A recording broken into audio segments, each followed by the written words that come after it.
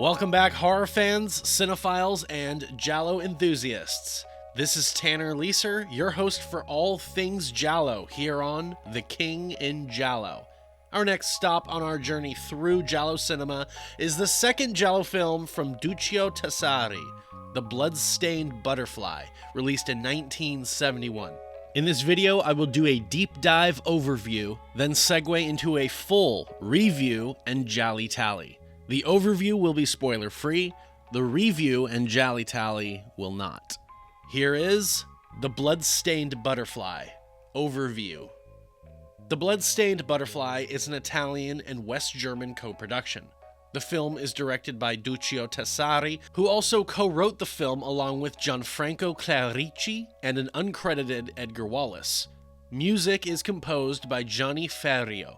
The cast is comprised of Helmut Berger as Giorgio, Giancarlo Sbragia as Alessandro Marchi, Ida Galli, billed as Evelyn Stewart, as Maria Marchi, Günther Stoll as attorney Giulio Cordaro, Wendy D'Olive as Sarah Marchi, Silvano Tranquilli as Inspector Berardi, and Wolfgang Preiss as the prosecutor. The plot follows the aftermath of a young woman's murder in a public park. Numerous witnesses, albeit unreliable, identify a well-known local TV personality, Alessandro Marchi, as observed fleeing the crime scene immediately following the commotion. The young French student is no stranger to Marchi. In fact, she is a close friend of his own daughter. As a lengthy trial pivots from seemingly guilty to victim of circumstance, back over again, Sandro is inevitably condemned as the murderer. It's not long before more bodies are discovered in eerily similar circumstances, provoking the convicted Sandro's release and a new investigation to be performed. The film opens with Tchaikovsky's Piano Concerto No. 1 to powerful effect, setting the tone and giving us a wonderful atmosphere. The piece of music was utilized a year earlier for the opening of the more comedically toned giallo, The Weekend Murders, 1970, and the usages display how the same piece of music can be used in completely different fashion to set wildly different tones. Following his first giallo, Death Occurred Last Night, 1970, Duccio Tessari seems eager to hop back in the saddle and direct yet another crime thriller. Both gialli are rather morbid, and this one boasts a complex and labyrinthine structure as it navigates through the present, into the past, and employs flashbacks and flashbacks within flashbacks. Temporal continuity and structure take a backseat in this film as we navigate the circuitous landscape of past events mixed in with memory, forensic conjecture, and eyewitness testimony. For example, two characters talking in a public space after one of them has testified in court earlier, then the next day in court shows that testimony unfolding, then flashing back to the public scene between the two where they had discussed what was said under oath. The film's opening quotation during the credits exemplifies this perfectly, stating, quote, "The past does not exist, in that it has already gone. The future does not exist either, as it has yet to come. Therefore, only the present exists, but it can be made up of both the past and the future because it is the point where they meet." Keeping with the opening of the film, the program makes use of on-screen labels for each of the major characters during its preliminary montage set to Tchaikovsky. We meet all the characters, are informed on their names and their relationships. This person is so-and-so's mother and so-and-so's wife. Upon one's first viewing, this feature immediately becomes daunting, as the film feels it necessary to give you this knowledge right away. I have no problem with this, as I feel it is better for the movie itself to give us this information versus horrible exposition dialogue where characters might declare their relations to each other in the most unnatural ways for the audience's benefit. As your brother. And with how dense and fast-paced this movie can be at times, it is nice to know this information on the characters from the jump, so the movie doesn't have to hold your hand, but also so you don't feel lost when things start moving very quickly. This makes subsequent viewings very rewarding. After you know the ultimate ending of the movie, you can see the skill involved in the assembly of all these seemingly disparate pieces into the narrative. The only potential negative aspect I can glean from this method is it sort of shows its hand at who might be an important player in the plot moving forward. Not in terms of revealing who the killer is, but just how chief certain characters might be in the story, who otherwise, without such an introduction, you might assume wouldn't receive as much on-screen time and character development. For me, I wasn't surprised when we started following a character who seemed unrelated to the plot surrounding the murder, as they were introduced during the opening, so I assumed they were going to be explored in depth at some point. Tessari's gialli seem to be in line with one another. Their tones are both melancholic, and the grimy circumstances that do unfold, particularly between the characters, such as betrayals, affairs, and secret dealings, come across less as simply dramatic dressing and more as highlighting the realistic complexity of humans, their relationships, and the lives they lead in concert with one another. This is arguably perfected in the climax scene of the film, which is able to answer the major dramatic question whilst revealing an emotional, yet logical explanation of one's actions that coalesces in such a dramatically satisfying way. The directing, the script, as well as the editing by Gian Maria Masseri joined forces to convey a masterfully constructed mystery, which can only be described as a jigsaw puzzle and its pieces, which at first seem unrelated until they are pieced together to show a new truth. Working in tandem with these cinematic elements is the score, which is able to utilize the piece from Tchaikovsky, then segue seamlessly into music more indicative of the giallo genre. This never feels like it's being shoehorned in, but keeping with the aforementioned comparison, feels like two pieces of a puzzle that happen to fit together perfectly. Helmut Berger leads the cast. The Austrian actor and pop icon entered the limelight in the 1960s, being the muse and paramour of his director and mentor, Lucio Visconti, who worked with Berger in several films, which cemented his career, beginning with a minor role in Visconti's episode in the anthology film The Witches, 1967, before moving on to more substantial parts in feature-length films. The Damned, 1969, Ludwig, 1972, and Conversation Piece, 1974. Despite their rocky relationship being full of drama and always being the center of scandalous tabloids, Berger was able to always find work thanks to his striking appearance and captivating presence. Other noteworthy roles of his include Dorian Gray, 1970 by Massimo Dallamano, Beast with a Gun, 1977 by Sergio Grieco, as well as working with acclaimed Italian neo-realist director Vittorio De Sica in The Garden of Finzi con Denise, 1970, and auteur director Joseph Losey in The Romantic Englishwoman, 1975. After Visconti died in 1976, Berger's path in the industry was marred by more turbulent choices and roles on his part, and his promise of being a serious actor on screen became outshined by him being a sensational figure off-screen. Despite Berger's character in Butterfly not being super prevalent for the first act, he makes excellent use of the scenes he's in and the bits he's given, and likely has the most memorable moments in the entire film. He would go on to appear in a pseudo-giallo hybrid film, Scorpion's Kiss, 1989. Berger was a sex symbol and an it boy whose bisexual lovers included the likes of actresses American Marissa Berenson, Swedish Britt Ekland, Swiss Ursula Andress, French Natalie Delon, Brazilian Florinda Bolkan, American Linda Blair, Austrian Marissa Mell, Italian-German Anita Pallenberg, Italian Mary-Lou Tolo, American Jerry Hall, as well as American actor Tab Hunter, Soviet ballet dancer Rudolf Nureyev, Spanish pop idol Miguel Bosé, and both Bianca and Mick Jagger. Other giallo veterans in the cast include Ida Galli, Silvano Tranquilli, Günther Stoll, and Wolfgang Preiss. Interestingly, during the pre-production, the film was promoted as an Edgar Wallace adaptation, but less than 2 weeks before they began principal photography, the West German studios Rialto Film and Constantine Film, who were both co-producing the film, had pulled out for unknown reasons. With their exit left any reference to or mention of Edgar Wallace. However, the presence of Stoll and Preiss, both veterans in Rialto krimi films adapted from Edgar Wallace novels, remained the surviving connection of the film's West German ties. But I digress. On to the review. Spoilers ahead for those of you who haven't yet seen the film. You've been warned.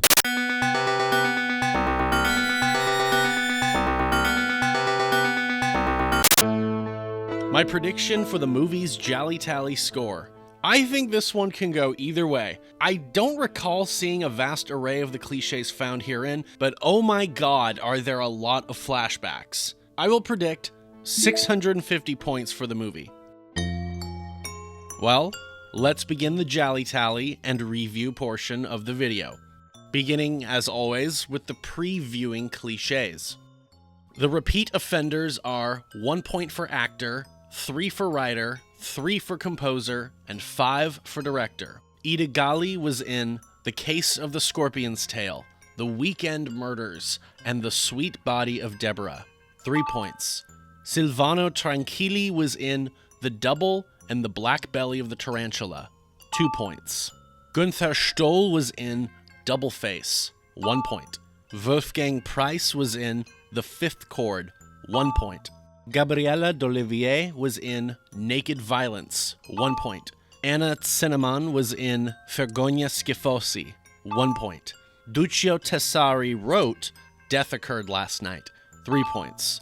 Edgar Wallace wrote Double Face, 3 points. Gianni Ferrio composed Death Occurred Last Night, 3 points. And Duccio Tessari directed Death Occurred Last Night, 5 points. Cliché points for the title.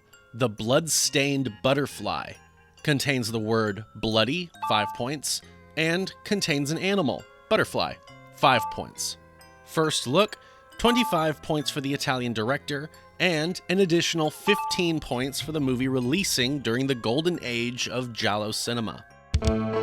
And would you look at that, it is plot o'clock. Music, go!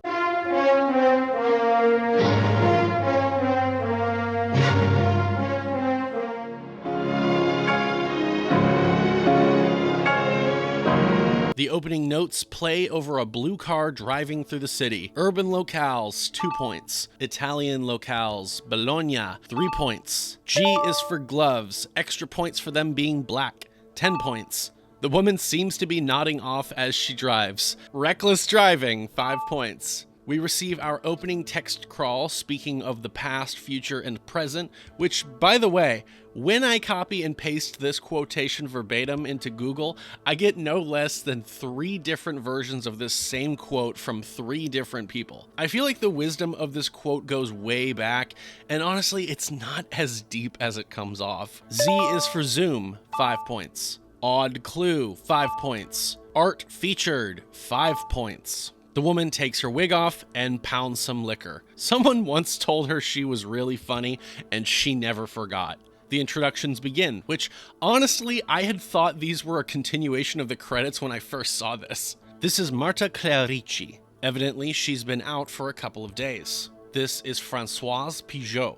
This is Sarah Marchi, and her mother, Maria. The patriarch of the Marquise, Alessandro, purchases a gift from a clothing store.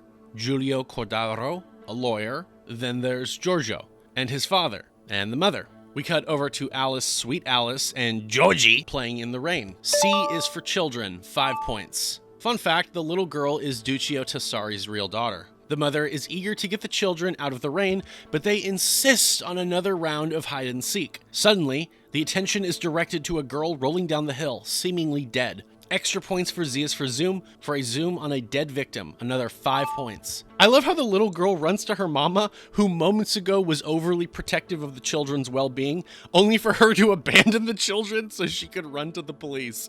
The presumable killer kneels over the body, seems to give it a kiss before fleeing. Curious why they had their gloves off, the police call for backup, literally.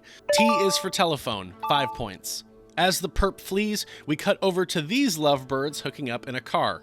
In the front seat, necking, 5 points. The suspect rests a moment up a hill across from the lovers. The horn accidentally going off startles him, giving the woman here a fleeting moment to observe who he is. The man flees past this balloon peddler. The police pull up, and the salesman fingers the perp. The chase should be a go. The man slips in the mud, then hops a wall encircling the park. He is observed by the director from his window as he lands and limps away. Cut to an airport where we watch Marta hand off the gift to some woman. Cut to an alleyway where this guy goes out of his way to bump into this couple. The man is Giorgio, apparently drunk. Cut again to Sandro Marchi on television discussing football. You know, the one that's actually played with the feet. The player being interviewed, is a real player in fact, is complaining about how the team members don't get paid well unless they are top performers. That's how that typically works.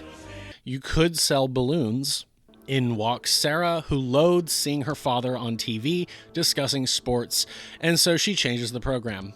The news is covering the recent murder in the park, which they are stating was preceded by a rape from a sex maniac. The age, nationality, and name of the victim are given. Sarah knows her to be her best friend. Exposition dumping, 2 points. R is for reporter, 5 points. The reporter relays the circumstances of the police's arrival, the escape, the downpour, the presence of forensics and Inspector Berardi, and the risk of losing crucial evidence to the rain. I'd like to pause and point out how the movie has already shown us 3 men wearing an identical wardrobe to the supposed killer. A beige coat with this patterned hat. I mean, we saw the lawyer Giulio, Sandro Marchi, and now Inspector Berardi. I will say that things like this in a giallo seem so unnecessary and are solely meant to be deliberate misdirection or invoking confusion or chaos for the viewers. Like, really, everybody has the same coat and the same hat. The coat, sure, but that ugly-ass hat also? Moving on, it seems apparent that the stabbing of the girl took place at least halfway up the hill, and her rolling down the hill contributed to the scarring on her knees. K is for knives, extra points for the blade being bloodied, 10 points. Giorgio arrives and observes the crime scene, visibly stricken. Just sprinkle some crack on him, let's get out of here. A mold of the killer's footprint is made, suggesting rubber-soled shoes, which is next to no help, as that is not out of the ordinary for the inclement weather they were experiencing today. In her bags are found a music record with her name and today's date, Tchaikovsky's Piano Concerto No. 1. We cut to the witness who saw the killer hop the wall. W is for witness, 5 points. The witness assumes the man fleeing must be young to have hopped the wall with such ease. Oh, by the way, here's the first of many bits the movie does with cups of coffee from the machine. He tells police the man wore a beige coat. The switchblade is being analyzed and the fingerprints are lifted. The police have suspicions because the prints are too clear, as if this might be a frame job. As the prints are checked against all records, Berardi states that they won't find a match. Either this is a one-off psychotic episode, or if it is a sex maniac, he would have either worn gloves or wiped his prints from the weapon. Next, they find that the victim had been collecting her used bus and subway tickets from the past several weeks, but she didn't have any for the day she was killed, although she ought to have. N is for nudity, 5 points. M is for morgue, 5 points. The coroner informs police that she sustained 5 stab wounds, 2 of which were fatal. The last stabs came as she was falling. There was no trace of sperm, and she scratched her killer and has skin tissue under her nails. Though they can't test it further, they can conclude that the killer is Caucasian. Next, tests are run to determine other stains found on her clothes, distinct from the mud. They conclude the stains are from pleather, which Berardi adds must be recent because her jacket was returned that day from the cleaners. Police are confident that Françoise knew her killer, as well as that she was going on a date at 6 p.m. È dolce.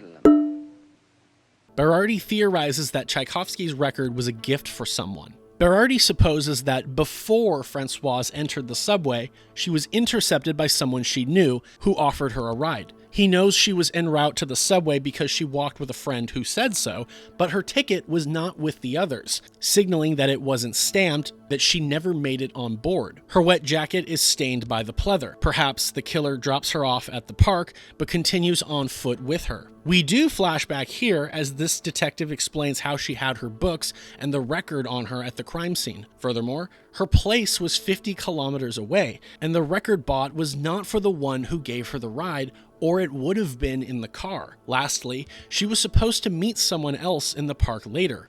Come? Buono? The theory goes on to suppose that since she had arrived at the park hours before her 6 p.m. rendezvous, that the driver could have stayed with her a while for company or for safety. Whoever it was, they suspect might have tried to get frisky with the girl, which did not go over well with her, and she clapped back. Typical 1970s Italian misogyny, woman is molested, groped, or sexually assaulted. 7 points. He could have then attacked her, prompting her to drop the books and the record. The struggle would have resulted in the killer pulling the blade, stabbing the poor girl, and letting her body roll down the hill. The question is raised. If the driver and the person from the date are in fact two different people, then why hasn't the innocent one come forward yet? It is posited that perhaps there was a third man, a maniac or impotent. Berardi prays this option is not the case, as it may be next to impossible to find the killer. Voglio un caffè, giudice. Cut to Sandro Marquis arriving on set. This assistant displays a wound on their hand. Relevant? Raul, per piacere, asciugagli il sudore. I went to medical school for this. Cut to Giorgio driving around. If you thought I was fairly liberal with the reckless driving cliche earlier, the movie certainly earns it here. Sarah goes out about her business, then bumps into Giorgio. E is for eyeballs, 5 points. Cut to this woman, Gabriella, claiming that she knows who the killer is. Come? Buono. Berardi questions the witness. Q is for questions, 5 points. We flash back to yesterday when she was hooking up in the car and saw the suspect on the hill. She says that afterwards she went to a friend's and discovered the killer's identity on TV. Cut to Sandro in the green room. He takes his toupee off and asks to telephone his lawyer. The lawyer, Giulio, answers. He has scratches on his arm, but he also has a pet cat. Animals featured, pet cat, 2 points. The lawyer says he'll be right over. Cut to the detectives at Sandro's house. One peruses Sandro's wardrobe as Giulio watches. Maria offers coffee. Un caffè? Sì, grazie. She says that Sandro prefers light-colored coats, but his beige one got muddy and is in the cleaners. Cut to Sandro now standing trial for the murder. The prosecutor lays it out. There is a definite fingerprint match of Sandro's on the murder weapon. Sandro's car also has pleather seats, which match the stains on Francoise's jacket. 3 eyewitnesses testified to seeing a man in a beige coat fleeing the scene as well. He adds that despite the coat being thoroughly cleaned, traces of soil which can be linked to samples from the park due to its proximity to an industrial plant were identified. It is further revealed that Sandro knew the French girl well because she was a close friend of his daughter's and had occasionally spent the night. Now, I understand that it's culturally acceptable for women to kiss men in such circumstances, but the lawyer here seems awfully receptive to Marquis' daughter, Sarah. The prosecutor attributes the motive for the killing being Sandro's need to silence the girl who spurned him as to dodge a terrible scandal. Beyond all this, the testimony of Gabriella seems to prove Sandro's presence at the park during the murder. Sandro is stated to have no good alibi for that day, claiming he was taking a walk. A is for alibi, 5 points. With all the evidence, the prosecutor urges the jury to convict. The next hearing is set for tomorrow. The court is adjourned. Cut to Sarah and Giorgio walking. She mentions after 2 years of studying in Paris that she has always loved him, but he never noticed her, which he refutes. He tries to prove that he remembers her by her hair length and her school, but proves that he doesn't actually remember her. She thanks Giorgio for what he did today, but he says why. He only told the truth. This causes a rift between them. He says he swore to it in court today, but Sarah asserts that we don't always swear to the truth. Cut to Sandro in holding, I think. He reflects on being fingerprinted. Cut once more to Giorgio being dropped off. The kids here are acting natural, so long as no one looks at the camera. Fuck! Cut!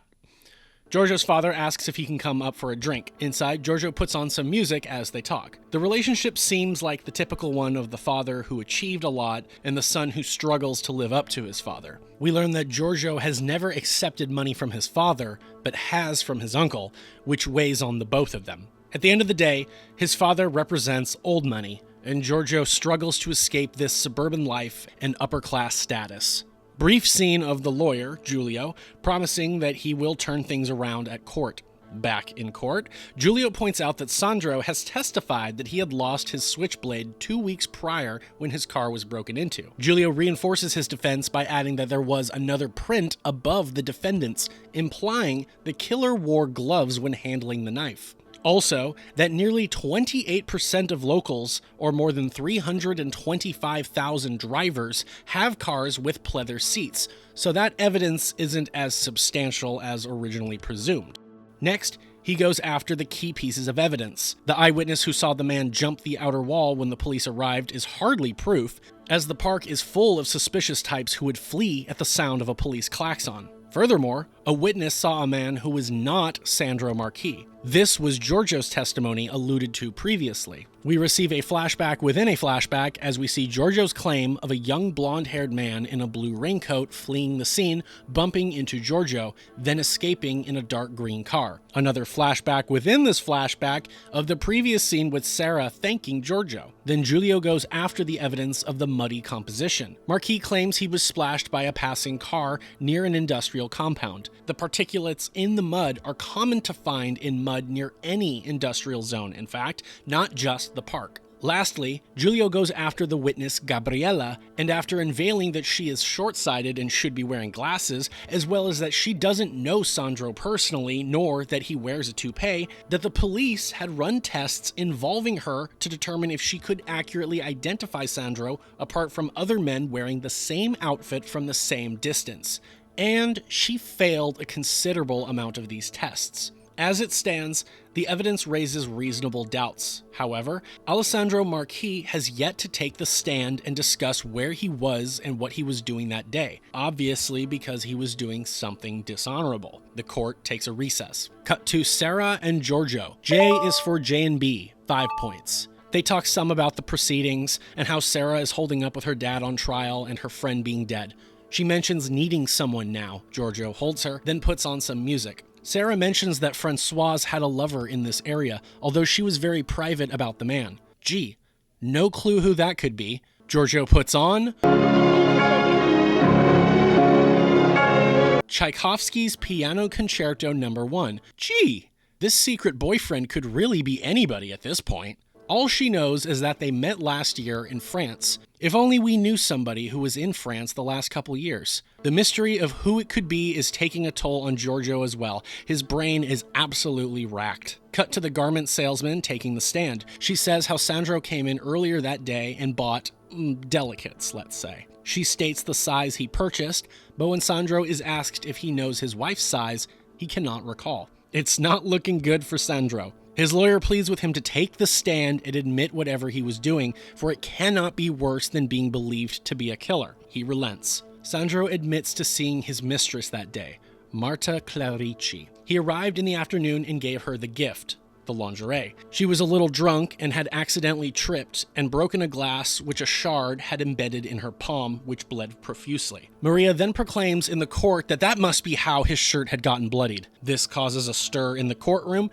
suggesting that his wife has been covering for him during the trial. The detectives follow up on Marta Clerici, but only find the man who delivers the paper and milk. Extra points for A is for alibi, for an alibi getting investigated. 5 more points. They learn that she must have been gone since the day before the murder, judging by the 2 sets of papers and 2 milk cartons. Next, they run an analysis on blood found on Sandro's shirt, which was found in one of the drawers, forgotten about. The blood comes back as the same type as Francoise's. Back in court, Maria Marchi is now taking the stand. She is questioned about the bloodied shirt, which her husband had claimed was from an employee at the studio who had wounded their hand. Okay, so that's how that ties in. She is called out for hiding the evidence to protect her husband. The prosecutor points out that his initials are sewn into the shirt and the blood matches the girl's. Mrs. Marquis is unable to respond, and her silence is very damning. Alessandro is convicted and sentenced to life imprisonment. Giorgio buys a paper and reads about the sentencing. Cut to Giulio in bed with someone, mentioning how now they are free to continue their affair. It is Maria Marquis. I is for infidelity, 5 points. Apparently, the two have been sneaking around for a long time, and despite losing the case, Giulio doesn't mind because it means his affair can continue in peace. Maria laments herself not disposing of the shirt, but Giulio says it's fortunate that she did. Giulio quips about Sandro being a killer, but Maria cannot believe it is true. The two make love. Meanwhile, cut to one of the most awkward sex scenes I've ever had to sit through. Giorgio and Sarah Marquis. Aardvarking, 10 points. Giorgio is both aggressive and emotionally absent during intercourse. At times, he seems possessed. Sarah seems to bob between being terrified and ashamedly objectified. She weeps. This is over 2 minutes of what the fuck. They finish, or I guess Giorgio finishes. She says he scared her. He says there's nothing to be afraid of. They get dressed. Sarah goes to leave. Giorgio says they shouldn't see each other for a bit. She responds that there must be another girl, then leaves, before stating that she'll call him. Giorgio is going through it. Sarah arrives home and goes upstairs. Giulio and Maria are still in bed. Giulio makes a remark saying that Sarah is so cute, which puts off Maria. He wonders how Sarah will react to learning about the two of them being an item. He says he should get going because he's due in court tomorrow morning. Giorgio puts the same Tchaikovsky track on and loads a revolver whilst thinking about Francoise's murder. Extra points for art for the music being central to the plot. 5 more points. Cut to Giulio at the gas station. He grabs a new pack of Astor cigarettes and offers one to this woman of the night. Cut again to this same woman, now dead. Dude, she is breathing so hard. Extra points for Z is for a zoom on a knife or weapon. 5 more points. The woman, Loredana, was stabbed 5 times total. 2 were fatal, and the blade had no prints. It seems more like a copycat to the police than it does a second murder. In prison, Sandro's cellmate makes a tasteless remark contrasting the recent killing with Sandro's, then tacks on a homophobic remark. Sandro responds aggressively and delivers a quick 1-2. Y is for yelling, 5 points. Over breakfast, Sarah makes a similarly tasteless remark about the integrity of this second victim, but when reprimanded, calls out her mother, asking if it's the language she used which bothers her, or the fact that Sarah's father will be released from prison now. Maria tries to save face, stating things are difficult when you discover someone you trusted has been deceiving you for so long. Yeah, tell me about it. The phone rings. It is Giorgio. He hangs up, but Sarah calls him back. He doesn't answer. Giorgio seems to be drowning in his own misery. Berardi tells the press that he is convinced that this second killing is undoubtedly a copycat without any imagination. Si fredda. È freddo, lo dicevo io. Berardi cites the difference between the girl and the woman. In the first murder, the motivation was clearly sexual, which shouldn't apply to the sex worker, considering such a desire would have been transactional. According to her friends on the corner, the woman left that night mentioning a date, but was followed behind by another car. Quick scene with Sandro begging Giulio to help him out. Over a meal with his family, Giorgio declares that he hasn't been in school for 2 years, which prompts his mother to suggest that he should return to Paris, where he had many friends, reminding him that suburban life isn't for the young. Then we get this entertaining bit.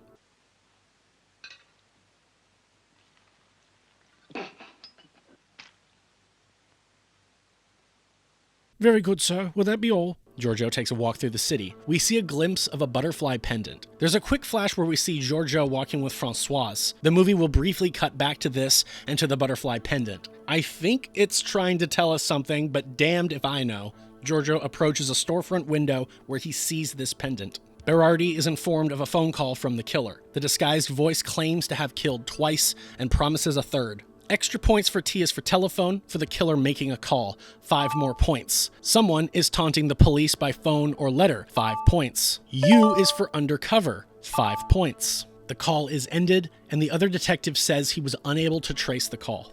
Despite lacking enough men on the force to effectively patrol the entire park, Berardi points out that the blades were identical, and we learn that all the local shopkeepers have been advised to keep a lookout. Maria comes home, notices Giulio must be here, then hears a commotion upstairs. She bursts in and discovers Giulio aggressively making advances on Sarah. That's the safest way I can say that. He says this. Ciao Maria, stavo aiutando Sara a ripassare le lezioni, vero Sara?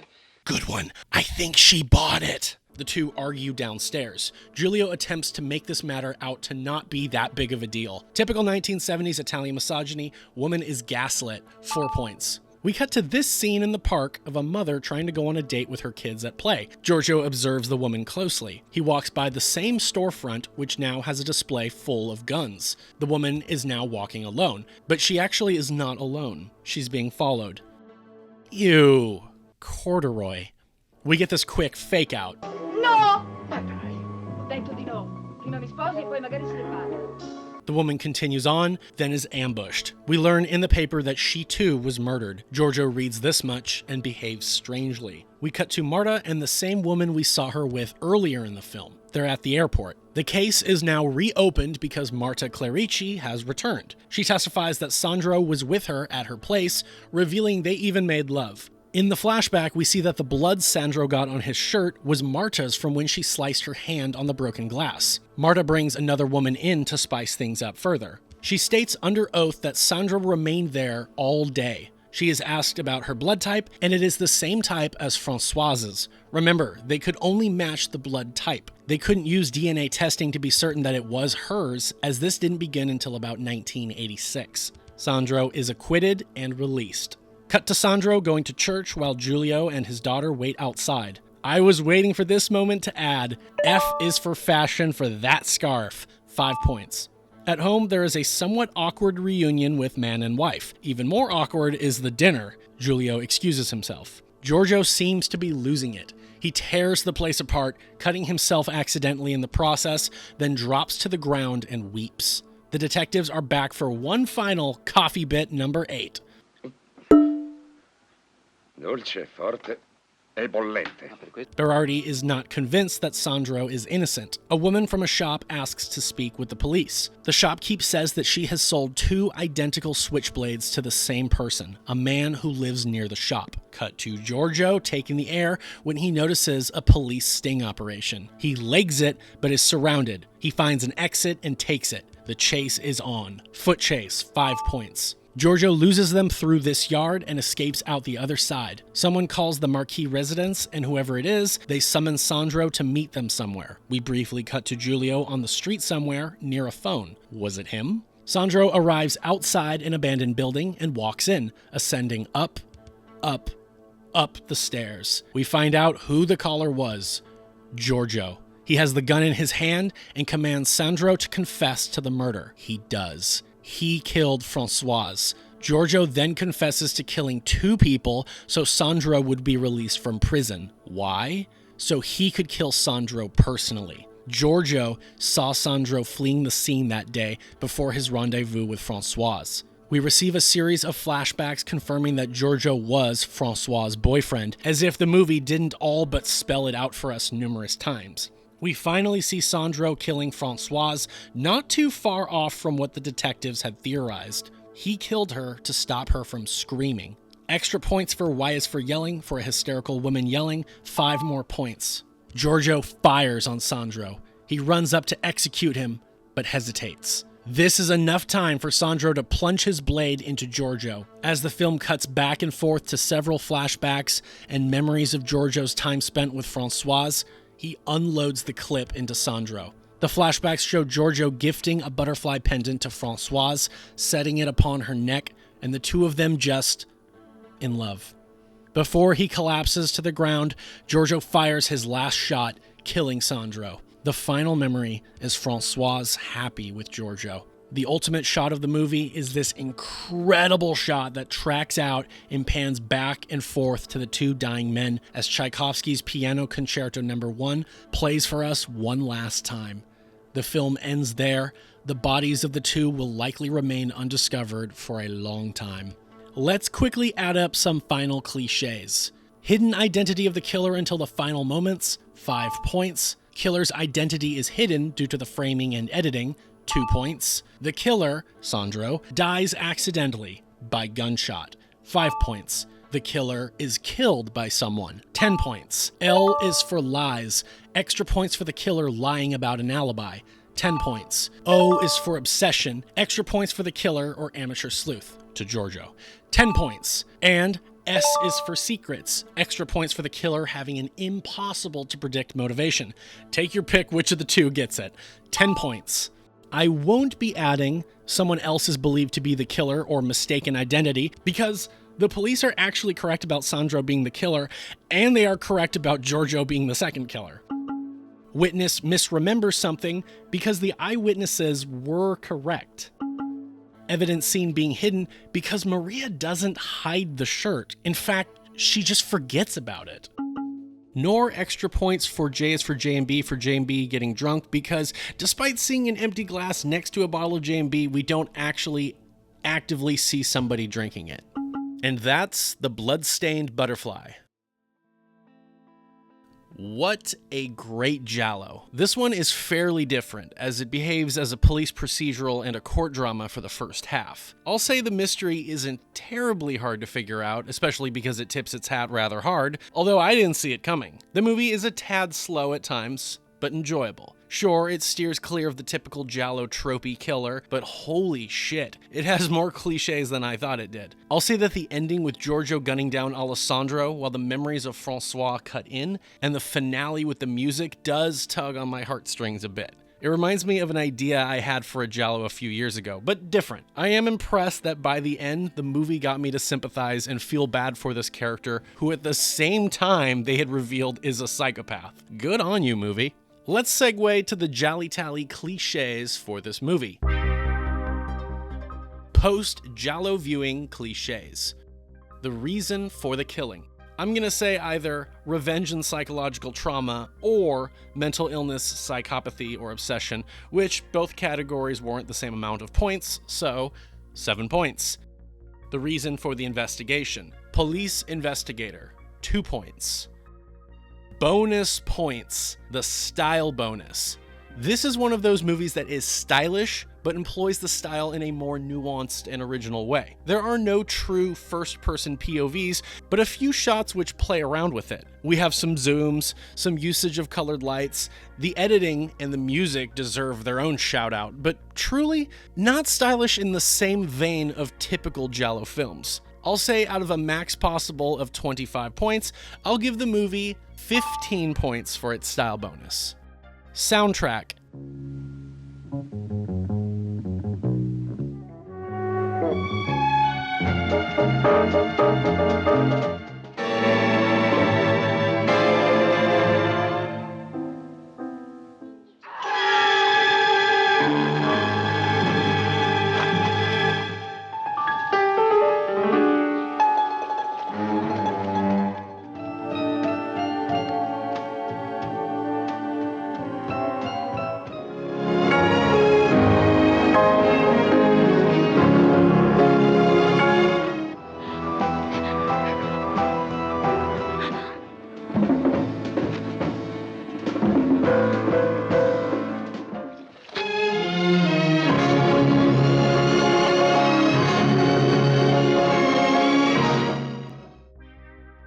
Yes, 15 points. Bad effects. No. Final look, extra points. The Deadpool, tallying how many kills and deaths are featured in the film. I break it down as thus. 10 points per kill or death scene for the main Deadpool, plus any stylistic kill multipliers, which we didn't add yet, plus the knife kill bonus. We have Françoise Pigeot, impaled with a knife, 21 points. Loredana, we don't see it, but we are told that she is impaled with a knife, 21 points. The Unnamed Nanny, also off-screened via being impaled with a knife, 21 points. Alessandro Marquis, shot dead, 10 points. And Giorgio, impaled with a knife, 21 points. Technically, we don't see him die, but let's be real, he's not making it out of there, and nobody knows where he is. Extended Deadpool for those other deaths mentioned but not seen. I'll give 3 points for each. None. Red herrings for the total number of legitimate suspects in the film. 5 points per legit suspect are awarded. We have Alessandro Marquis, Giulio, Giorgio, Berardi, only because he's wearing the same outfit as the killer was. And I'll add the made-up guy that Giorgio testified to seeing, although he doesn't exist. So, 25 points for red herrings. Flashback sequences, 5 points each. Strap in, folks. We have 1, 2, 3, 4, 5, 6, 7, 8, 9, 10, 11, 12, 13, 14, 15, 16, 17, 18, 19, 20, 21, 22, 23, 24, 25, 26, 27, 28, 29, 30, 31, 32, 33, and 34. The only two I didn't count were the detective's conjecture of what occurred and Giorgio's testimony of the other man fleeing the park. 170 points for flashbacks. Nudity, I award 5 points for ass, 7 for breasts, and 10 for genitalia. We have ass and breasts, breasts, ass, then genitalia. If you look, you can see 2 eggs and a hanky. And breasts. 41 points for nudity. Ladies and gentlemen, for The Bloodstained Butterfly, I awarded the film an AZ score of 20 out of 26. With the bonus points for these, we have a modified score total of 150 points. And for the full GialliTally score, I award The Bloodstained Butterfly a GialliTally score of 679 points, compared to The Case of the Bloody Iris in first with 830 points, Slaughter Hotel in second with 827 points, and A Lizard in a Woman's Skin in third with 759 points. The Bloodstained Butterfly is in eighth. I predicted 650 points, so I am once again on it for the predictions. But, like I say, these points do not mean a movie is better or worse. Please like this video, share it with your friends if they are horror fans or cinephiles, subscribe to The King in Giallo if you haven't yet, and if you have any questions, thoughts, curiosities, or concerns, leave those below in the comments section and I will get back to you. Give The King in Giallo a follow on Instagram and a like on Facebook. Next time on The King in Giallo will be special episodes all month for this Halloween season. Then, in November, we are back with the next episode of the Forgotten Giallo film series with 2 more gialli from 1971. Thank you very much for your continued support, and a special thank you to those who support me on Patreon. This is Tanner Leeser for The King in Giallo, and if nothing else, I'll see you next time.